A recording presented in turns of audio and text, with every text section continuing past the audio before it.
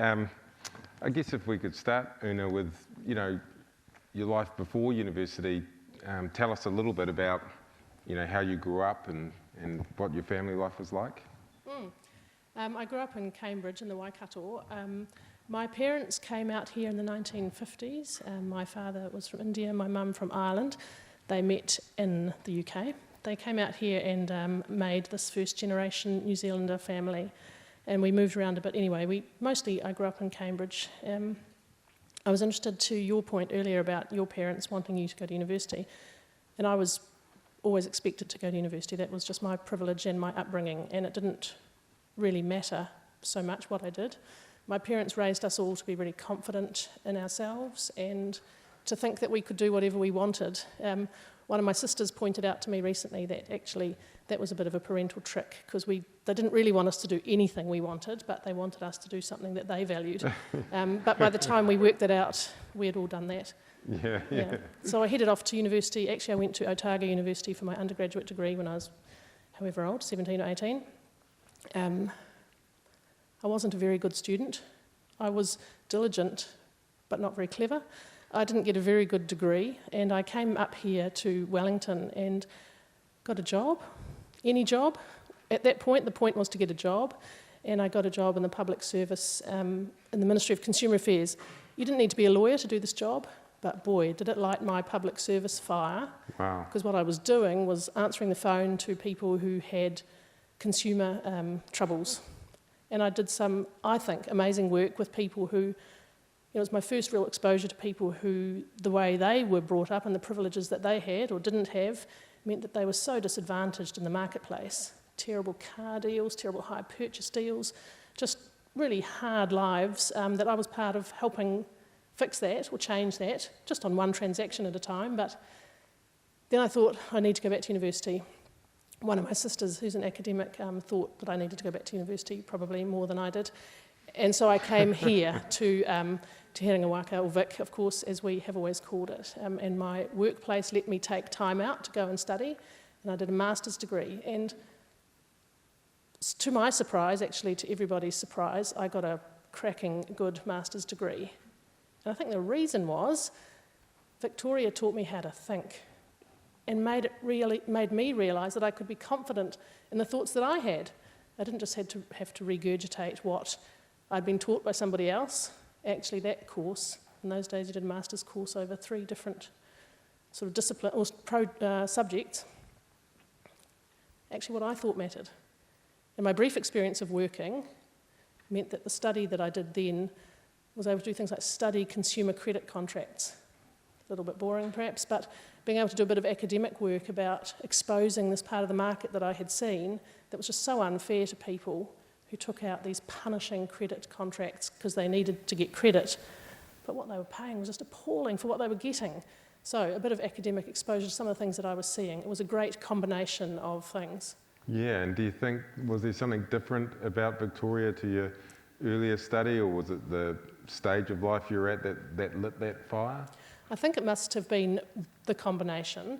I think doing a master's degree, you are a bit more free to think and to set your own path about what you want to say. But the lecturers and the tutors who I had then, some of who are still here at Herenga Waka, like Bill Aitken,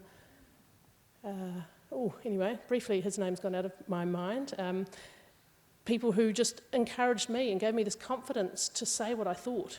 It was just it really opened up my idea that I had something to contribute. Yeah, and in terms of public service is part of your DNA, really, isn't it? And interesting to hear that it started in that first job. Yeah, and that's where I realised that, well, it's not really a secret because I'm about to tell everyone, but I've said it before. I didn't really want to be a lawyer. You know, I went to university and did a law degree because I couldn't do maths or science, and I was expected to go to university, so there I was. But it was in the public service. I just want to point out that you're the Solicitor-General. Just in case you... And I'd like to be clear that I have now got a law degree. Yeah, I did get one. I got 2. But that combination of realising that you could use your law degree not to do all this sort of... I knew what lawyers did because I watched a lot of television when I was a kid. So I didn't want to be that sort of lawyer. But going to realising that I could use my law degree to make a difference to people, not just one-on-one, although that is how I started. Then I got a job in a policy unit at Consumer Affairs, and you could work on law reform, and you could work for, John Allen's already said the rule of law, so that's, I can say it too, you could work for something bigger than yourself, or from my own biased view of lawyers, somebody else's bottom line in a firm. You could do something different. That's what I realised, I could combine those things. That was very exciting. Yeah, and it was great to get a round of applause for you being the first female Solicitor-General in New Zealand, and I think a lot of people would be surprised that it took so long, but that puts you in a unique position of leadership. I mean, what are some of the challenges that you've faced on your journey in the public service to this very important role for all of us in Aotearoa, New Zealand, as a woman? Yes, I've been asked that question before, and in fact I would say that what I have experienced along the way in the public service is people who wanted to help me be the best me. I would now say he was my first mentor. I wouldn't have known that at the time, but was one of my bosses, Peter Murray, who could see in me that there was more than what I was doing, and he really pushed me and encouraged me along the path. So in fact, rather than being held back, I've been lucky enough to find people who can see something else that I perhaps couldn't see and push me along the path. And that has led me to realise that my strength, if that's not going too far, is actually working with people. I mean, that is the way I deliver the work that I do, is always with and through other people. I'm not so stupid to think that I know the answers just because I've got this job. In fact, the more I know, the more I realise that I know nothing. And you really need to work with people and to understand people and their perspectives in order to be influential. And what advice would you give to someone wanting to follow a similar path in the public service, or someone, like yourself, not quite knowing where they want to go? There was a study done a few years ago now. The McKinsey Institute did the study about what makes successful women thrive, and they found 3 things. And I read this study, or I probably read a review of the study, after I had done some of these things. But the first and most important thing was to do something that you love. And I know that's a real privilege that I've been able to do that, but I have been able to take jobs that I thought were interesting. I didn't have a particular plan. I didn't think and by this time I'll be the Solicitor-General. In fact, nothing was further from my mind. I did jobs that I thought would be interesting and engaging, always in the public service, and I ended up at the Crown Law Office. So do something that you love. The other 2 things were shut down the voice inside your head that tells you negative things about yourself. Easier said than done sometimes, but and the third one was find out what gives you energy and try and pursue that. So that's the advice that I would give, if it's possible, and I know it's a privileged comment to make, but if you have those choices, do what you love. Yeah. I think it would be a terrible thing to think, I want to go over there, so I'll do this thing that I don't really love to get there. I think that would be very hard if that wouldn't be as inspiring for me or as energising for me than just going around, doing the things I love and getting there.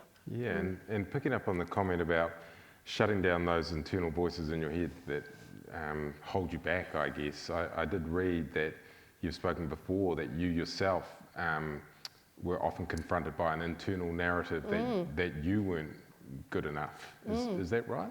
Yes, and it's even listening to Mark this evening, you end up with this, well, I do, and I'm sure others do, this internal narrative that says that's not true or that's not right. I mean, right from when I was a kid, I'm queer, I've always known that, never fitted the right mould, I still don't fit the right mould, and sometimes it gets me. The trick to the answer to that, I think, is to speak about it, actually, because when you say to somebody, oh, I think I'm stupid or don't fit in or, whatever it is that worries you, actually, when you get reflected back to you, somebody who you value their views, when they reflect back to you what they can see in you, you can start to believe in it yourself. That is incredibly inspiring. Yeah. And I think that's a good place to leave it, and thank you for spending some time in my living room. It's the first time I've had the Solicitor-General here. That was awesome. Congratulations.